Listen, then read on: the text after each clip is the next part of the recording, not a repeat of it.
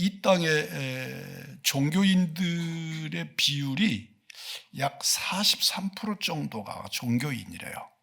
그러니까 100명 중에 43명이 종교인이고 그 44명 속에 이제 기독교인, 불교인, 이런 정통 종교의 사람들이 있는 거예요. 근데 그 중에 나머지는 57%가 무교, 무당들의 종교가 그렇다. 그래서 이 땅에 제일 종교가 무교다. 그렇게 말하는 소리를 들은 적이 있습니다. 이 무교의 특징이 뭐냐면 그냥 복을 받는 거예요. 그냥 아무 근거가 없어. 그러니까 여러분들 무당들의 특징이 윤리 도덕이 없다는 것이잖아요. 원리가 없다는 거잖아요. 내가 복채 놓고 요구하면 그는 내 편이 돼버리는 거죠. 그러니까 회개의 과정도 필요 없고 영접의 과정도 필요 없고 그냥 복채 놓으면 그와 나는 한편이 되는 거죠. 오늘날 우리들이 예수 믿는데도 무당의 그런 심리로 예수를 믿는 거예요. 그러니까 교회 나오면 그냥 복을 받는, 하나님의 원리, 하나님의 교훈, 하나님의 말씀, 하나님의 뜻, 섭리 아무 상관없고 내가 교회를 다니니까 나는 복을 받아야 되고 또 복이 임한다. 그렇게 생각한단 말이에요. 우리들이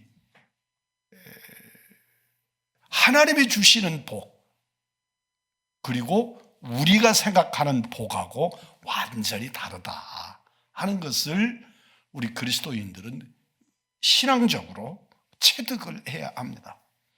그래서 우리는 벌을 받는다는 것 되게 우리 한국 사람들 무서워하는데 또 복 받는다는 것 되게 좋아하는데 복을 받고 두들겨 맞고 벌을 받고 이게 그냥 우리들이 생각하는 것처럼 우리 한국 사람들이 일반인이 생각하는 것처럼 그냥 받는 것이 아니다 하는 것을 우리는 기억하라고 오늘 본문이 말씀하고 있는 겁니다. 그래서 복을 받는데도 원리가 있고 벌을 받는데도 확실한 이유와 사건이 있다 하는 것을 말씀해 주는 것입니다. 하나님께서는 아브라함을 인하여 만민이 복을 받게 될 것이라고 하신 것처럼 우리를 통해서 하나님이 복을 나누어 주시되 그 복의 근원은 예수님이시라는 것을 잊지 않기를 바랍니다. 그래서 이 땅에 많은 사람들이 아브라함을 인하여 복을 받을 것이다 라고 하는 말씀에 대해서도 이스라엘 민족들이 아브라함의 후손이잖아요. 아브라함의 후손 속에 이스라엘 백성도 있지만 이스라엘만 있는 건 아니죠. 그래서 이스라엘 백성들의 실제적인 조상은 아브라함이라고 표현하기보다는 야곱이죠. 야곱의 12아들들이 12지파가 되고 12지파인 그들을 히브리 백성이라고 말하고 물론 이삭도 포함되고 아브라함도 포함되기는 하지만 거기에는 곁가지들이 있단 말이에요. 그래서 야곱의 자녀들이 이스라엘인데 야곱의 이름이 이스라엘이기도 하고 그런데 그들이 이 땅에 살면서 하나님께로부터 돌보심을 받고 또 출애굽의 역사도 누리고 이렇게 하는 것들이 복으로 받아들일 수도 있지만 실제로 아브라함을 통하여 우리가 복을 받는 복의 역사는 아브라함의 혈통을 통해서 오시는 나의 구주 예수 그리스도의 오심이고 그분을 통해서 구원받는 은혜를 성경은 이렇게 표현하고 있는 거죠. 오늘 본문의 말씀을 잘 기억하시면서 그 예수를 우리는 끊임없이 증거하고 그 예수 그리스도께서 우리에게 주고자 하시는 구원의 복, 사랑의 복을 널리 그리고 깊이 근본적으로 증거해야 될 줄 믿습니다. 여러분, 사람을 세우는 사람들이 되시기를 바랍니다. 어떤 사람은 그렇게 사람을 무너뜨려요. 사람을 무너뜨리는 이렇게 표현하는 게 왜곡될 수 있는데, 사람을 무너뜨리고 사람의 인생을 이렇게 좌절시키는 은사가 있는 사람이 있어요. 여러분에게는 예수 그리스도의 그 이름으로 사람을 세우는 은사가 있기를 주의 이름으로 축복합니다. 그래서 성경에 보면 아브라함을 통해서 아브라함은 그 뿌리 전체가 복을 되게 하는, 그러니까 아브라함을 통해서 복을 받게 하는 은혜를, 그렇듯이 예수 그리스도의 이름으로 구원받고 예수님의 이름으로 세움을 받은 우리들은 어떤 사람들을 무너뜨리고 해치는 사람들이 아니라 사람들을 세우고 그들이 복이 되게 하는 은혜의 사람들이 되어야 될 줄 믿습니다. 우리들은 한마디를 해도 이런 말이 있잖아요. 우리들 이야기하다 내가 뭐 너한테 틀린 말 했어? 이렇게 표현하는 사람들이 있잖아요. 근데 실제로 우리들이 기억하셔야 될 것은 옳은 말을 하는 것보다 덕 있는 말을 하라는 거예요. 제가 젊어서, 지금은 조금 그렇지 않아 보려고 노력을 무지하게 하는데, 옳고 그름을 늘 구분하는 거예요. 옳고 그름을 자꾸 구분하니까 사람들에게 있어서 제가 아주 날카로운 사람, 그리고 뭔가 잡히면 먼 일 당할 것 같은 사람, 목사가 그러면 되겠어요? 그런데도 저의 의도와 다르게 그런 이미지를 만들어 가더라고요. 근데 저만 그런 게 아니고 제가 그러니까 우리 교회 성도들이 다 똑같아지는 거예요. 이게 정말 고민이 많았어요. 이게 옳은 말이 중요한 게 아니라 그 말로 사람을 세워야 된다. 그런데 내가 틀린 말 했어? 아니, 그 말이 맞는데 말을 꼭 그렇게밖에 할 수가 없냐? 이게 우리 그리스도인들의 어법을 고쳐야 되는 어법이에요. 우리 혜원이가 뭔 얘기를 우리가 하니까 왜 그렇게 말해? 그리고 저를 혼내더라고요. 할아버지는 왜 말을 그렇게, 왜 할아버지는 말을 그렇게 해? 이랬던가. 하여튼 비슷한 말이에요. 내가 이놈 봐라. 그래. 요사이 보니까요, 우리 어렸을 때 우리 할아버지 앞에 가면 무릎 꿇고 앉았고, 요새는 요놈들 볼 때 지금 얼마나 무서워할까. 할아버지는 아예 제껴버려. 우리 손녀가 저보고 왜 말을 그렇게 하냐고. 여러분 기억하십시오. 어떤 말, 그러니까 옳고 그름의 말이 아니고, 옳고 그름도 중요하면서 그러나 사람을 세우는 말, 그 말을 저는 따뜻한 말이라 그렇게 표현을 해봅니다. 예수의 복음을 증거하는데 그 옛날에 그랬잖아요. 이제 버스 속에서, 전철 속에서 복음 증거하는, 시장 바닥에서 증거하는 사람들 여기다가 딱 이렇게 두르고 예수 천당 불신 지옥, 그렇게 아주 임팩트가 강하지요. 너 안 믿으면 너 지옥 간다, 그 말이잖아요. 이제 그렇게 하고 서서 예수 믿어야 천국 갑니다, 여기까지는 좋은데 당신같이 있으면 지옥 간다 그렇게 외치면, 그리고 이제 그 자리에서 그것 때문에 싸우는 사람들 우리는 종종 봤단 말이에요. 따뜻하게 예수의 복음을 증거하고 그 내가 증거하는 따뜻한 말이 그들을 천국으로 이끌 수 있도록 영생의 말을 따뜻하게 전할 수 있는 우리들이 되었으면 좋겠다 하는 것입니다. 우리들은 내가 옳으니까, 어떤 옳은 말이니까 어떻게 말해도 상관없다가 아니고, 옳은 말인데 살리는 말, 옳은 말인데 회복시키는 말, 옳은 말인데 참 따뜻한 말, 그렇게 전하고 나타낼 수 있게 되기를 원합니다. 우리 하나님은 하나님에 대한 인식이 어떠냐에 따라서 우리의 신앙 태도가 조금 달라요. 그래서 저 같은 경우에는 성령님을 표현하고 그러기보다는 아버지 하나님을 표현하는 쪽이 조금 강한 것 같아요. 그래서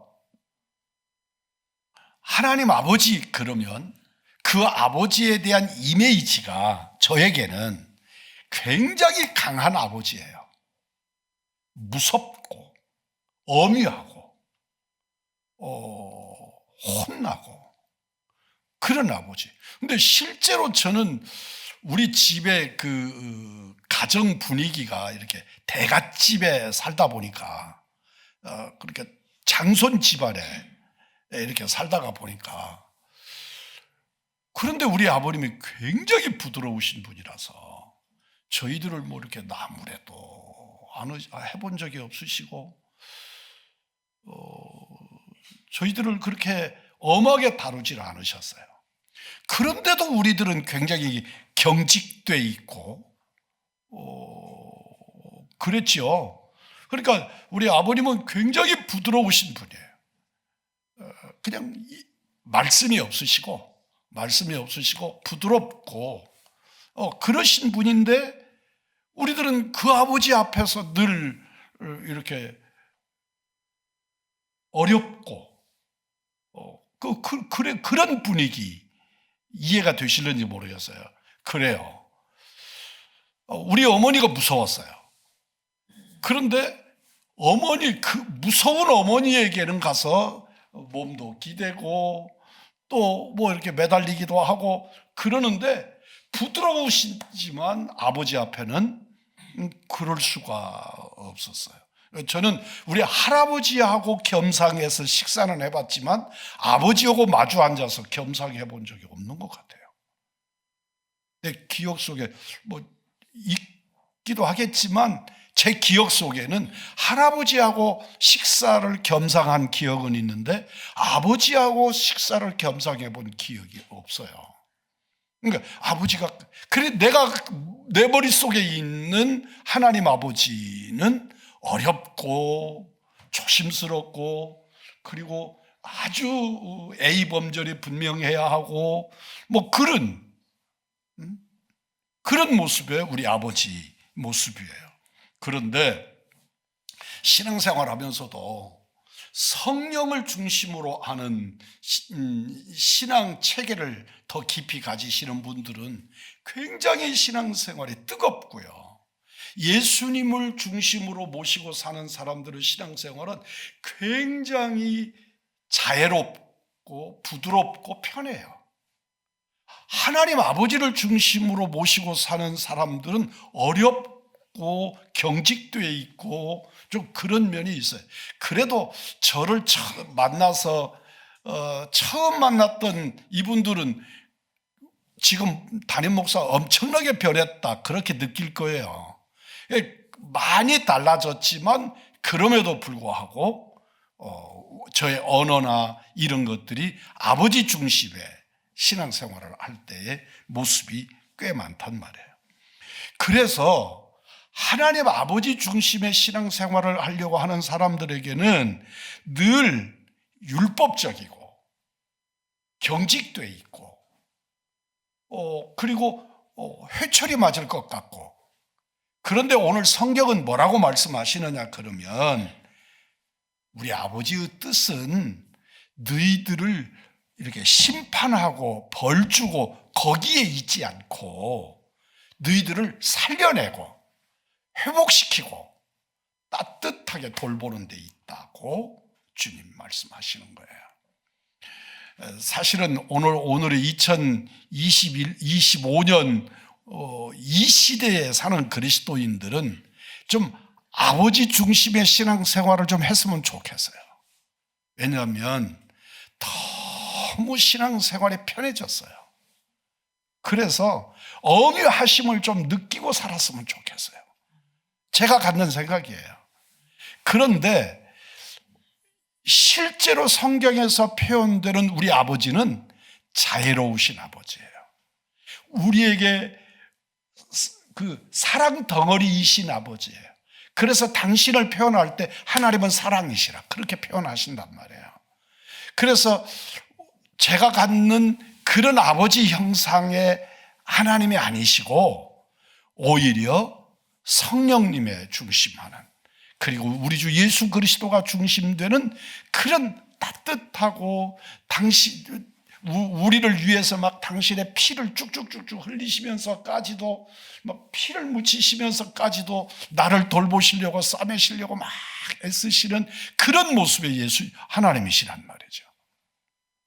그러니까 우리들은 그런 하나님, 시대가 자유스러워지다 보니까 그냥 우리 예수님에게 그냥 막 말 함부로 해도 되고 주일날 함부로 해도 되고 그런 것처럼 왜곡되는 그런 모습들을 봅니다. 사람을 살리는 것이 하나님의 뜻이다. 하나님은 심판하시는 하나님이 아니시다. 심판을 필연적으로 하시지만 그 심판이 하나님의 근본적인 목적이 아니시다.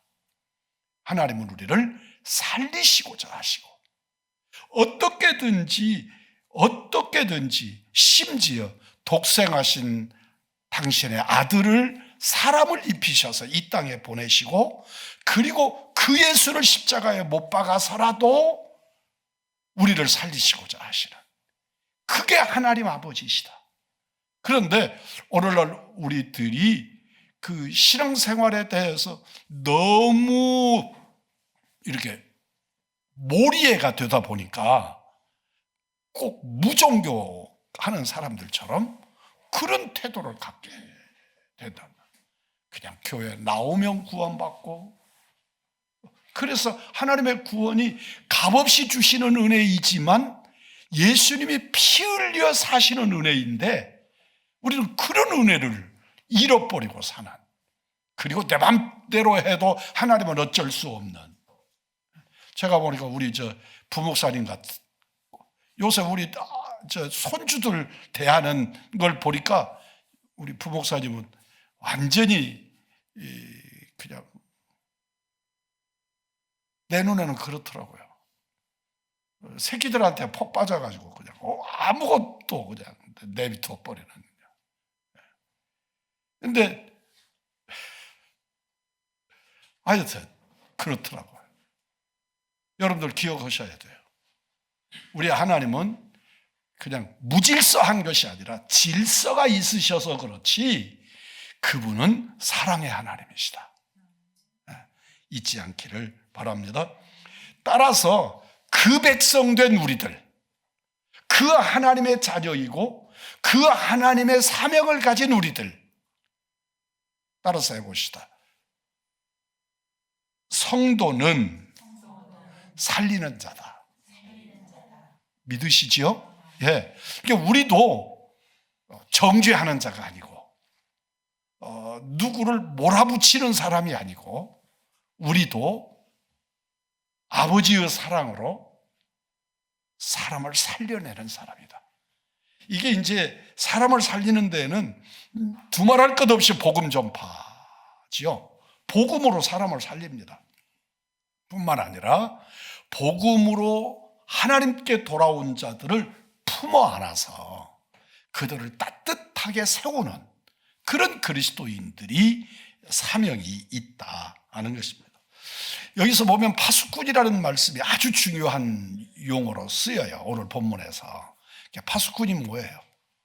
자기는 잠을 안 자고 자기는 위험에 노출되면서 다른 사람들을 살리기 위해서 깨어있는 자예요. 그리고 파수꾼이 졸아서 나팔을 제 시간에 못 불어주면 그 공동체가 무너지는 거죠. 내 사랑하는 사람이 무너지는 거죠. 여러분, 그런데 우리를 보고 파수꾼이라고 말씀하시거든요. 나는 우리 주님이, 예수님이 부는 나팔 소리를 듣고 깰 사람이기도 하지만 나는 또 다른 사람들을 살리기 위해서 나팔을 불어야 하는 그 사명이 우리에게 있다. 그 파수꾼의 사명이 우리에게 있다 하는 것을 기억하십시오. 예수님이 부는 나팔 소리를 듣고 우리가 깨어서 하나님의 말씀으로 거듭난 은혜를 누리는 우리들이지만, 그럼에도 우리도 파수꾼이 되어져서 내가 부는 나팔 소리에 다른 사람들이 깨어서 주께로 돌아오도록 해야 하는 파수꾼의 사명을 가진 자들이 우리들이다 하는 것을 잊지 않기를 바랍니다. 우리는 진실로 각자 가진 상처나 아픔이나 뭐 그런 것들이 많이 있고, 그래도 우리 예수님 품에 안기면, 예수님에게로 오면 우리의 트라우마, 그리고 내가 해결 못하는 그 모든 것들도 주 안에서 녹아내리는 줄 믿습니다. 씻김을 받는단 말이죠. 그 누구도 그리스도인의 나팔수 파수꾼의 사명을 가진 우리들의 품 안에 안기는, 우리들이 외치는 메시지를 받고 복음 안에 품겨진 사람들도 그 자유를 누리도록 예수 사랑으로 선포하는 복음의 나팔수들이 되시기를 주의 이름으로 축복합니다. 기억하시기를 바랍니다. 따라서 합니다. 나는 살리는 자다. 아멘. 예. 그래서 한번 오늘 이 시간에 한번 돌이켜 보십시오. 나 때문에 죽은 사람이 누굴까? 나 때문에 살아난 사람, 내가 살린 사람이 누굴까? 나 때문에 죽은 자는 누굴까? 한번 생각해 보십시오. 의도한 바는 없지만, 내가 일부러 그런 건 아니지만, 그럼에도 불구하고 내가 그리스도인인데 살리기보다 나로 인하여 죽은 자, 정말 돌이켜야 할 일이지요. 그럼에도 불구하고 다시 새겨 들으십시오. 나는 살리는 자다. 주님이 나를 살리신 것처럼 나도 살리는 자다 하는 사실을 잊지 않기를 바랍니다.